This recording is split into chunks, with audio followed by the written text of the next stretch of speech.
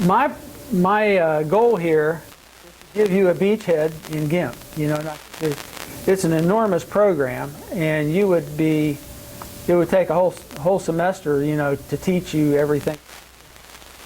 What I'm trying to do is just get you to where you can go in and do things. Now, one of the search engines that I just became aware of a month or so ago is this DuckDuckGo.com. The nice thing about it is it does like Google used to do when Google was new. If you find something that you're looking for, it's at the top, not under, you know, a bunch of sponsored ads. Okay, so like for just an example here, I went looking for how background, and this is the first page that popped up. So I just wanted to pass that along to you. And so if you've got a thing you'd like to learn how to do, I would search for it there in DuckDuckGo. There is the GIMP homepage has some help, and there is a Yahoo group. Although with Yahoo so screwed up right now, you know, yes. I wasn't able to find out if there's anything you can actually do with that group. So now we talked about doing this presentation back in like February, I think it was, and since I had gotten GIMP to run, and that literally that's all I really did was I just got it to where it would install and run and all. Since I'd gotten it to run, I thought, well, I could do a presentation on how you actually do things with GIMP. So I started working on it, and my T23 here, almost anything I did, it seemed like it would just grind to a halt. So I thought, oh, well, I need a bigger, you know, more RAM. And just the other day, you know, I was really frustrated. I said, what can we do about this? And they said, well, you know, it is compiled with EMX, so it doesn't have access to high memory. And so anything above 512 it can't use. So both of these machines, except for one's got two processors, they have the same RAM available to GIMP. And so what we really should be looking for in the long run is to try to get GIMP recompiled with libc. That's what Medley says it needs. So now, another handicap that GIMP for us is anytime you do a select, you box something in and say, you know, select, you get what they call the marching ants, which all the marching ants. You get the marching it's just going to slow right down to a crawl. What you can do is make a selection and go cook dinner. When you come back, it'll be there. Now, it almost never crashes, but it does get, I guess, involved into swapping memory and stuff like that, and it gets really, really slow. If you have a copy of RAMFS, one of the suggestions that they had, and it seems to help a little bit on this computer, you can set up RAMFS, and the person that was talking with me, I forget who it was now, was helping me out. He said, move your, you know, you might put your temporary directories over there, and you might the file you want to work on over there. Get done working on it, move it back to the hard. It's not the real answer, but it may help some. Okay, now we're going to talk about some of the elements of GIMP. The dialogues are user interface for GIMP, and when GIMP opens, you're presented with dialogues, and are in these two windows. You can see here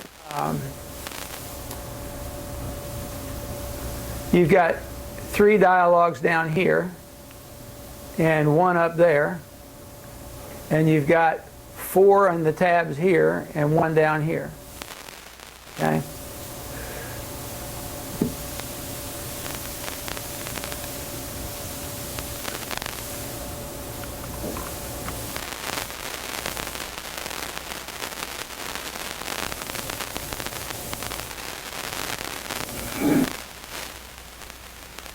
Okay, so there are 2 ways to add file.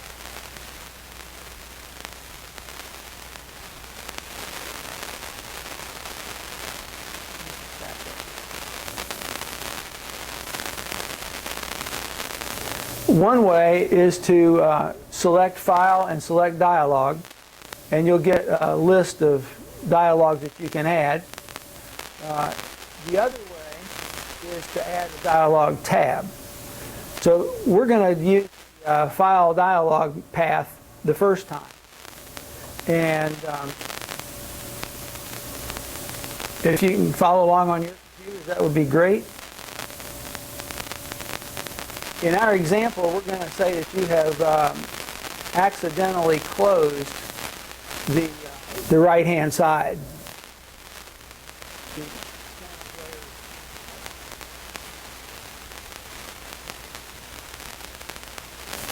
And this is where this other machine would be nice to have it working. So go ahead and select File in your image window. Is anybody actually following along or trying to do it? Pardon? Okay. Well, okay, anyway, if you select File and then you select Dialogs, you will, and then select Create New Doc. Then you get an empty box, and you select File Dialogs, and no, what you'll do, when you select the Create New Doc, then you select Layers, Channels, and Paths, and that will take you to that'll allow you to build that right-hand column. And then the only thing that's missing then is the tool options.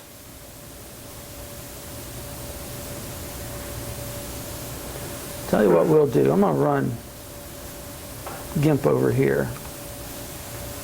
Can't get that much going for a moment.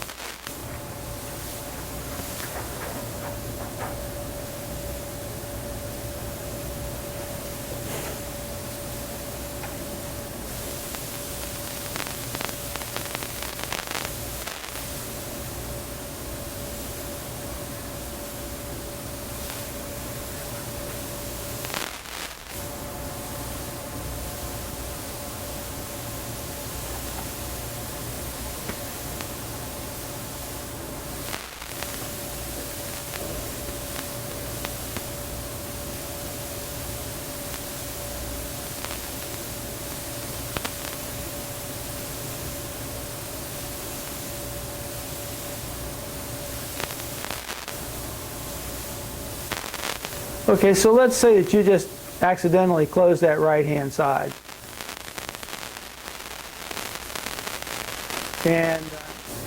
But you'd like to get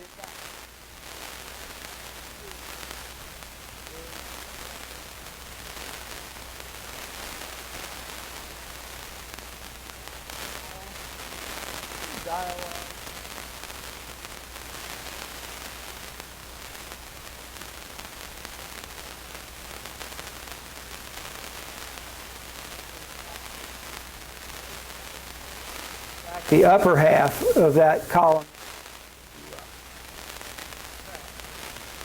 And then the other part you can do File, Dialogs,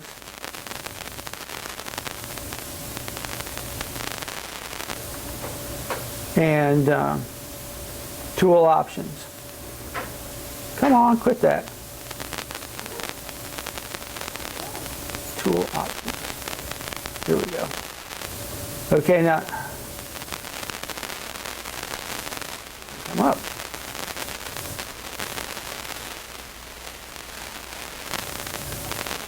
Create new doc. No.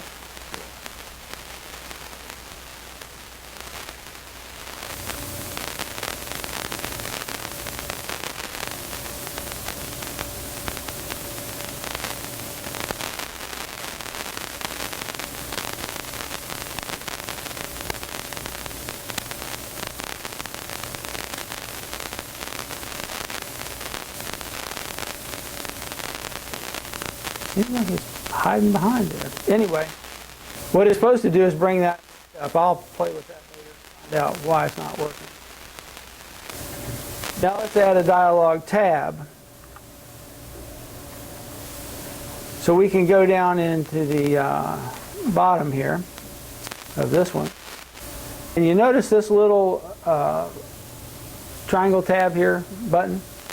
If you click that, it will give you a list. And you say add tab. And then you can pick any one of these that you wanted. Let's say gradients just to get something put in there. And now you've got gradients tab right here that you can use.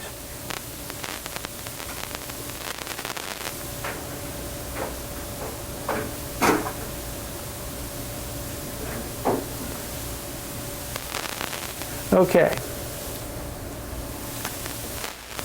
That's just showing you it being reconstructed.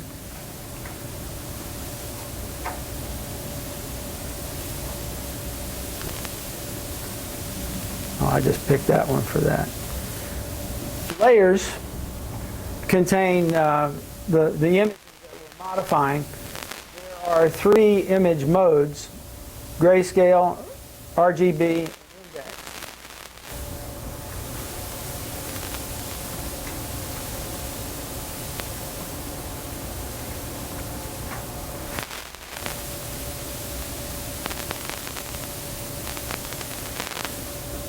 You can change the mode by selecting image and then picking whichever one of those 3 modes you want.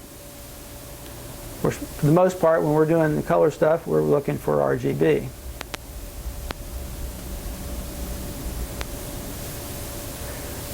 Grayscale, the color is gray. The brightness of each point is somewhere between 0 and 255. In the RGB, we actually have 3 channels. Each one has a color, or red, green, and blue. And again, the brightness of each point is between 0 and 255. All of the layers except the background layer have an alpha channel. And the alpha channel is used to control transparency.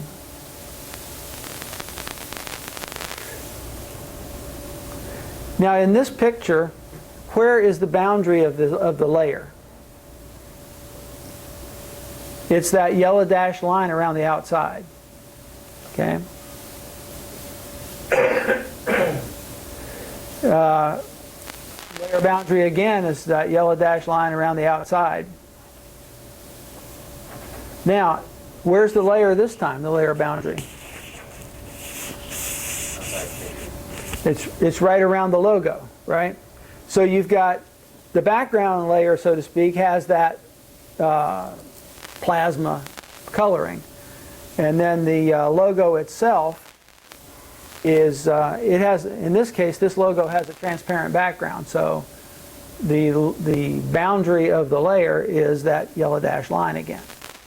So if you were to do something out here on the outside, it wouldn't work because you're trying to do something, you know, the logo is the active layer and you're not pointing at the active layer. So it says, I'm not doing anything.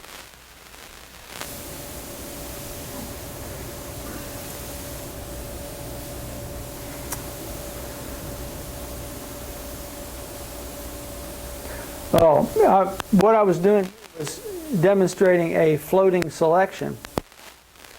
Paste a new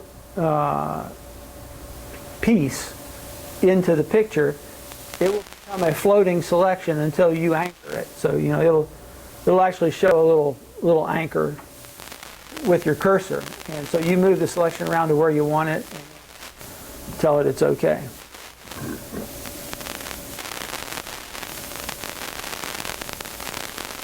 The alpha channel is necessary if you want to have a transparent background. And the background layer is the only one that doesn't come with a alpha layer. The quick mask is used to fine-tune, it's another channel. It's used for fine-tuning the selections. So if you did a selection and then you went to the quick mask, the quick mask will come up as a translucent red layer. If it's a RGB picture, it'll come up as a red layer. If it's a grayscale, it'll come up as a gray layer. And what you can do is with black, you can take how do I want to put this? You can keep that from being selected, and with white, when you paint with white, you can make it selected. So you can, if the selection tool didn't get it quite right, or if you're doing it manually, that's how you can make your selection. The native GIMP format is XCF, and you want to always, while you're working on an image, you want to save it as XCF, because that's the only one that saves all the layers and channels and selections and whatever.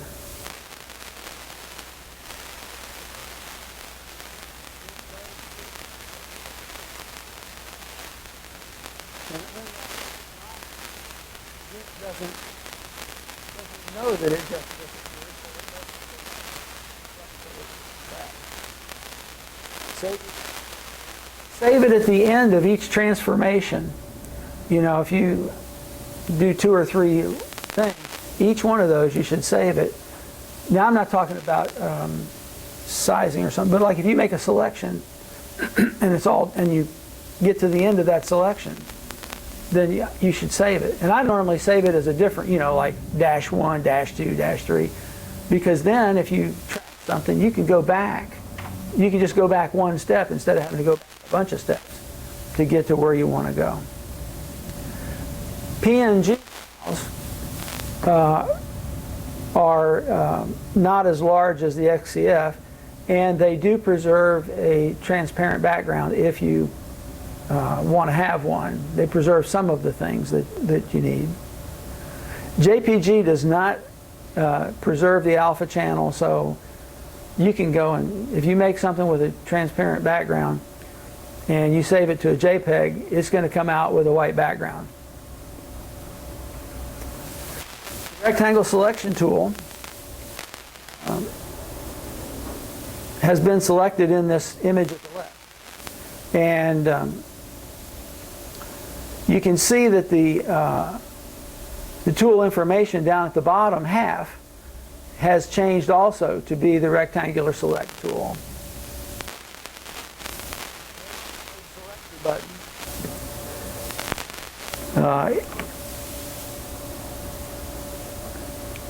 These buttons right here, they are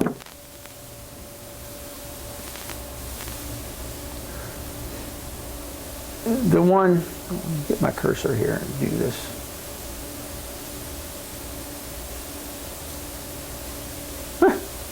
Okay. This button here is simply saying it's the rectangle select tool. This one is saying that when you make a rectangle and accept it, it will add what's in that rectangle select to a previous select that was already there. And this one says that it will take it away. This is add and subtract, and then this one is looking just for the union of the two.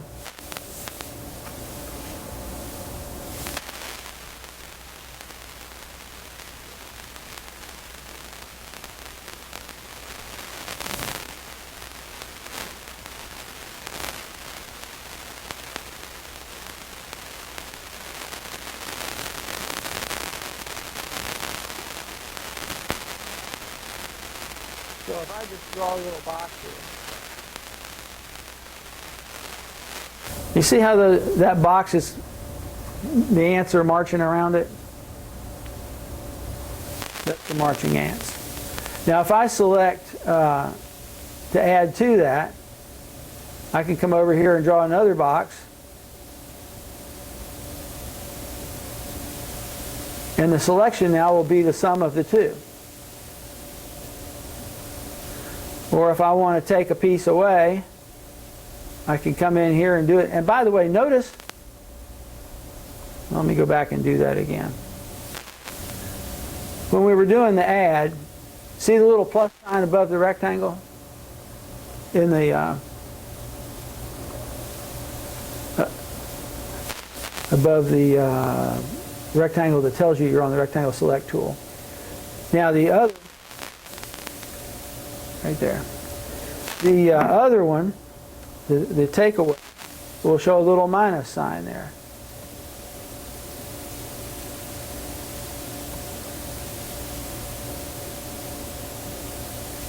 Okay, so now I could draw another box here.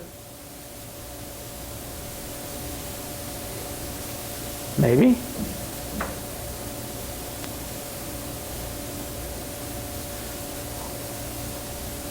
And it'll take away.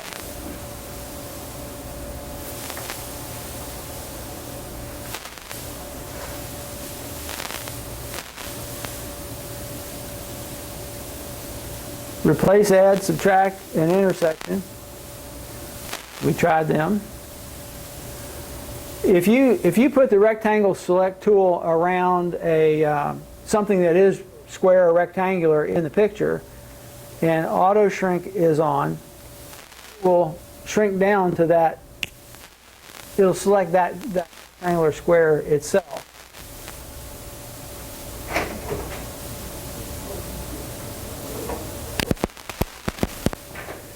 The path tool creates Bezier curves, and the controls for this tool are extensive, and read the help files about that.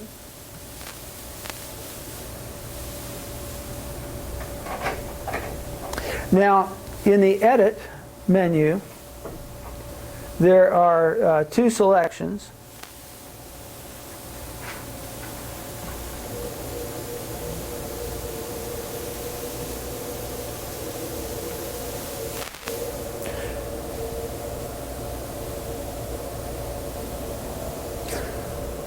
This would be a good time to mention, it comes up later, but when you got the marching ants, just simply clicking on something you want to select isn't enough. Something small like this, maybe 10 Mississippi, 1 Mississippi, 2 Mississippi. Hold the button down for 10 Mississippi.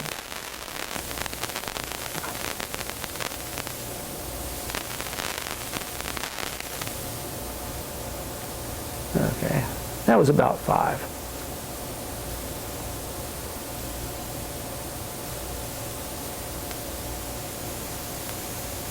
There you go, 6 Mississippi.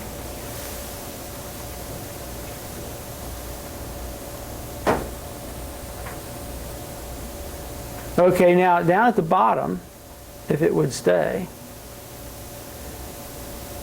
let's try it one more time here.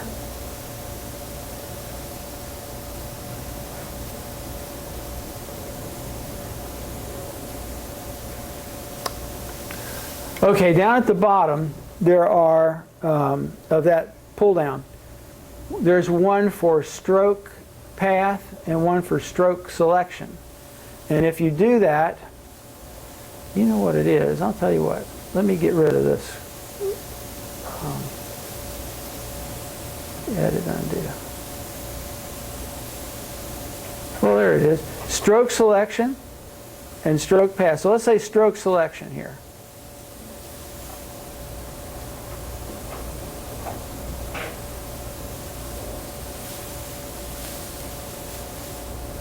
See if it'll work. What it will do, yeah, all right. Well, I'm going to leave it at 6 pixels. That's usually too big for what I want to do. What it'll do is it'll take that selection outline, it'll convert it to a solid image, okay? And then if you want to, you could go in and you could fill that with a color. So it's a roundabout way of drawing a shape. And that also works with the ellipse, ellipse. And so, can you fill it with a background image? With a background image? Say you take a picture. Slide the picture in, and want to take the outline of the image and wherever you have that image. I think you could do that the other way around. If you put the image on there first. And then draw around it. Yeah. It'll capture what's inside the selected image. It will select the part that you find, yes. And then I've never had any experience with whether it will, you know, like if you stroke that selection, I know it'll put the box around, it'll put the heavy line around it, but I don't know what it does with the image inside there, you know. Say I wanted to take an image and slice it up to be able to put it into some type of web page. If you have, say, 6 pieces, that's going to go into a background of an image on a web page. You have 6 parts of a table. You want each part of the image to go into each separate part of the table. You can select this, draw the 6 different pieces, select out, and paste those. You can with the select tool, you can select a piece of a picture, and it becomes a separate thing. You know, you can make it a separate thing. Is this how you'd be able to do that? Yeah, but you wouldn't use stroke. No, stroke is just to make a big box around it. Okay. The selection tool itself will make that selection. The weakest part of GIMP is the selection tool business, because it takes forever to run with, because it's got the marching ant thing, and the CPU seems to spend all its time worried about making the ants march, you know. There are other ways to get that job done, though.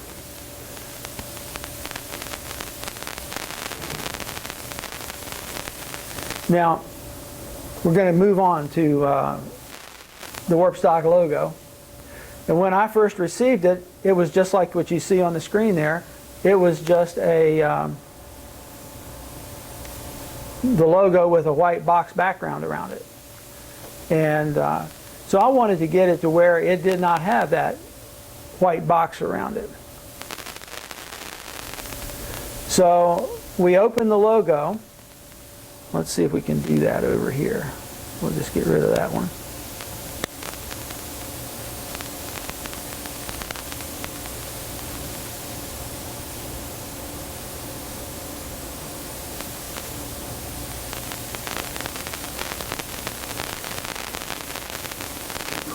Yeah, don't save. Okay.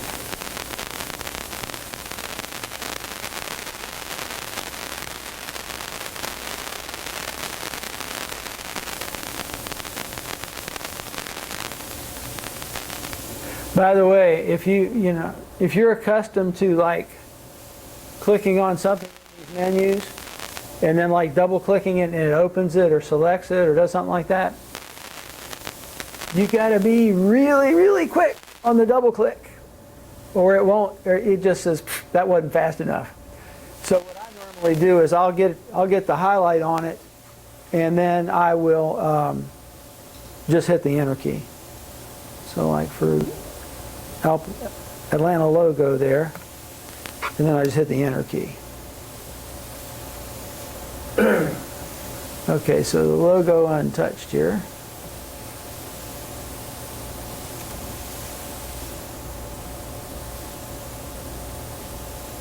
So there's the logo, and notice over on the right we've got the 3 channels, red, green, and blue. So this is an RGB image, and we need to add, if we're going to take away the background, we're going to need to add the alpha channel, right? So what we'll do is we will do layer,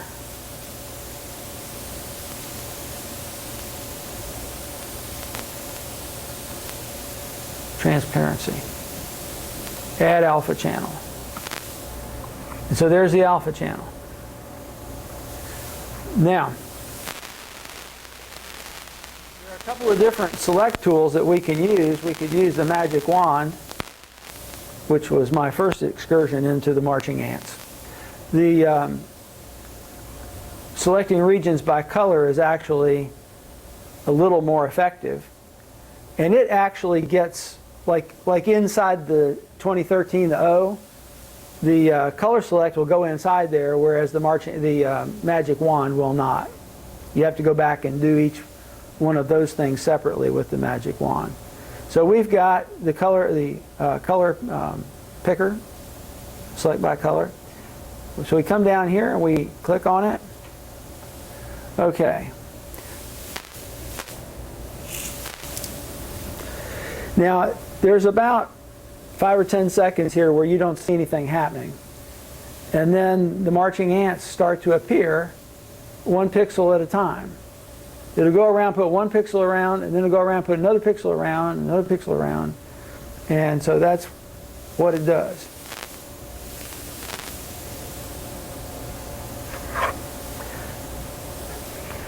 As you get more marching ants going on, like bigger images and so forth, the amount of Mississippis you got to do gets a lot bigger. So in one of the pictures I was doing the other day, I had to do like 40 Mississippi to get it to take a menu click. Okay? And that of course is a pain in the butt. But the thing is, if you've got something that you want to do, you can do it. You know? Do more processor cores help? You need memory. I mean, no. Yeah, you need memory, and that's why the RAM FS seems to help some. But the real problem is getting involved in swap files. Okay, and so the thing we need to do is we need to get together and get the thing recompiled so that we get access to the upper memory. Okay, so now we've got the marching ants there, and all we have to do to get rid of that white box is to go over here and select Edit and Clear. And Edit is going to be about 20 Mississippis, I guess.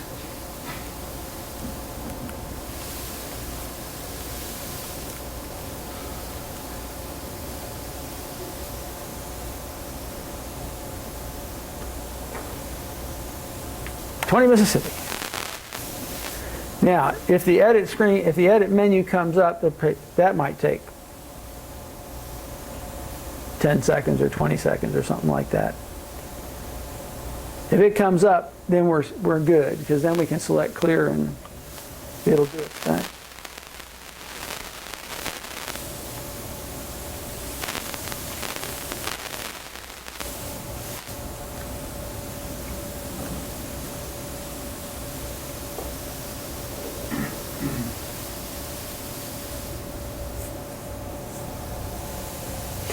Now, this is really much better done at home, where you can do this. Go out in the kitchen and get yourself something to drink and come back, and you know.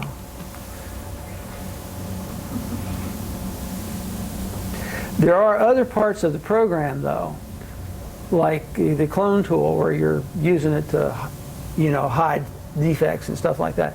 It runs just fine. You know, it's not slow at all.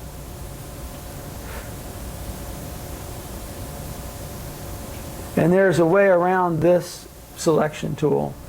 Well, any of the selection tools, there's a way around it. It's time consuming, but you're not waiting on the ants. Let's try that one more time.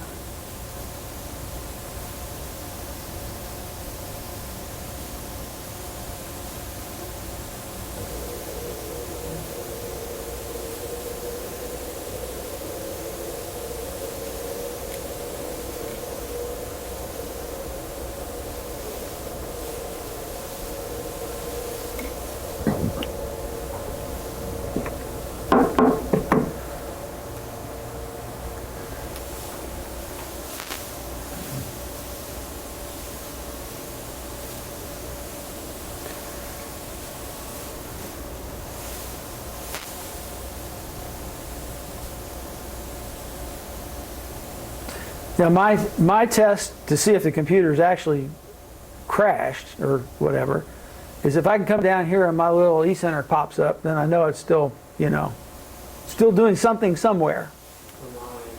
Yeah. Is that 100% too? Yes, it is. Yep. There's no other application that'll do this sort of thing? Is that why you're subjecting yourself to this torture? There is no other application for OS2, yeah. Yeah.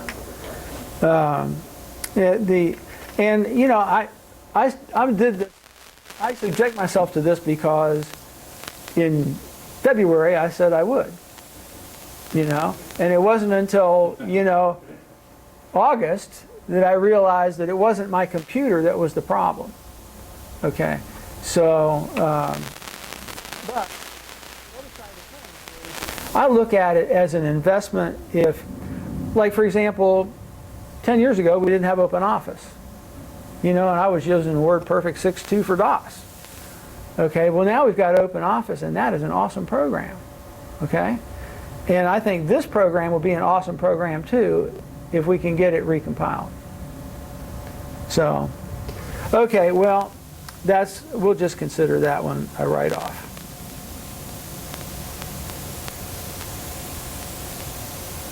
It's going to take 20 Mississippi to get it to close. This is why you needed a 4-hour presentation. Yeah, well,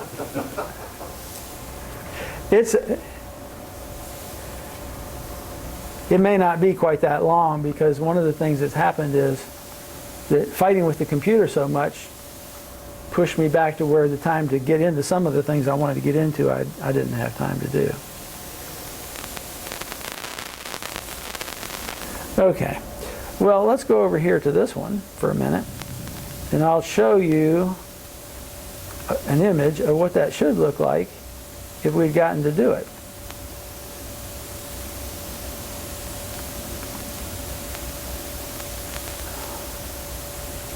Well, no, that's supposed to be transparent. Oh, I know, because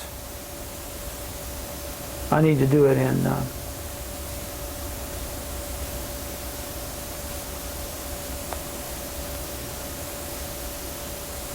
cleared. How about cleared? Yeah.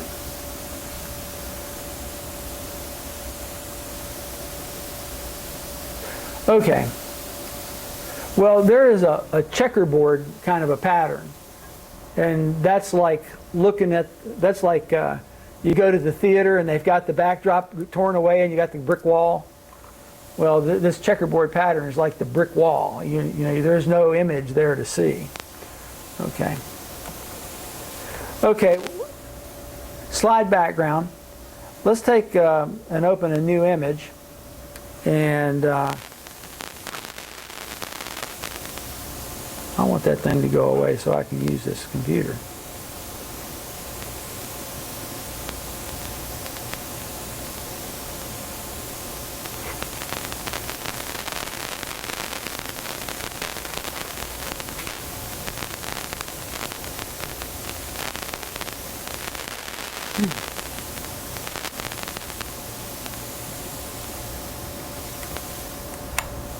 Okay.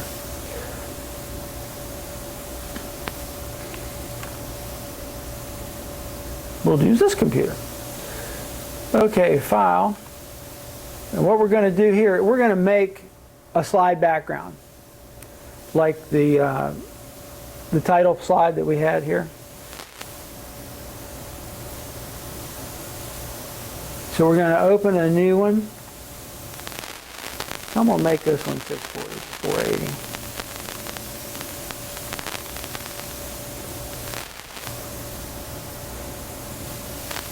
Okay.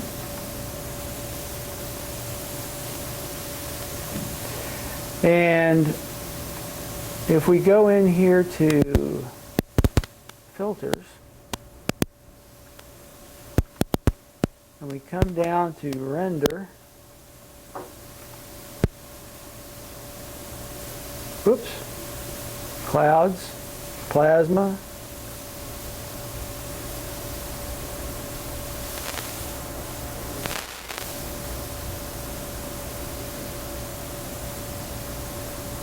there we go. Okay.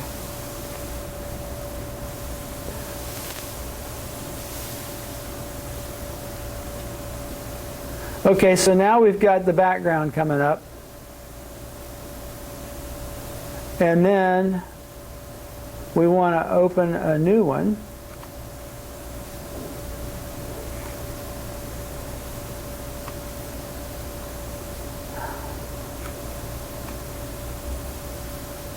Open his layer. And we'll go get that logo and bring it in.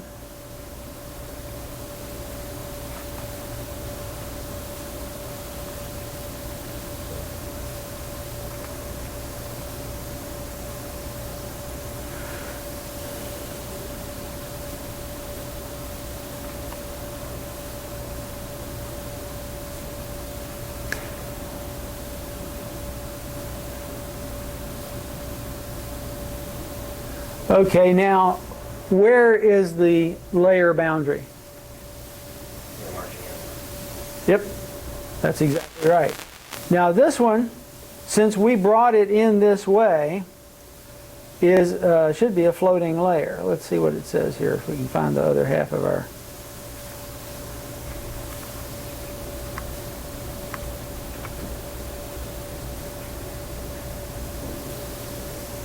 Oh, I brought it in as a layer. I didn't bring it in as just a copy paste. That's the difference. Okay. Notice the checkerboard behind it in this logo right here. Okay. So, now we brought that in as a layer.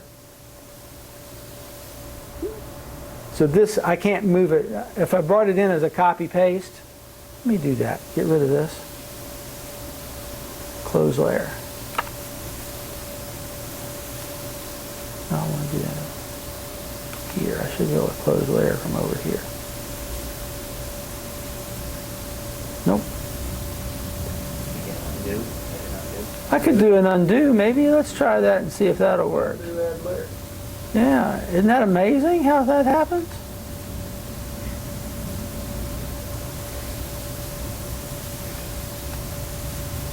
Okay, it's undoing.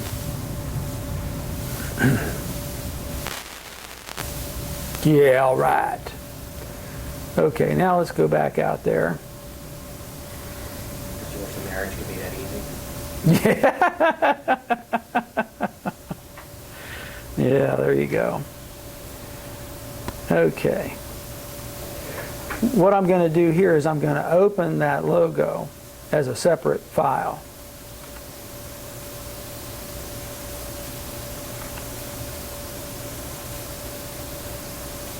Okay.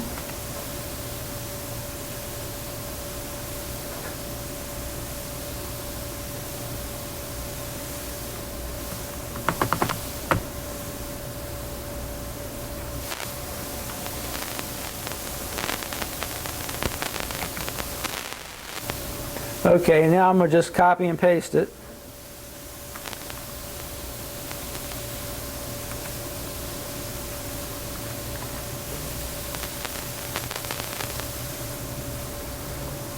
Now this is another place where that, the marching ant thing gets, because it's got to, go recreate it.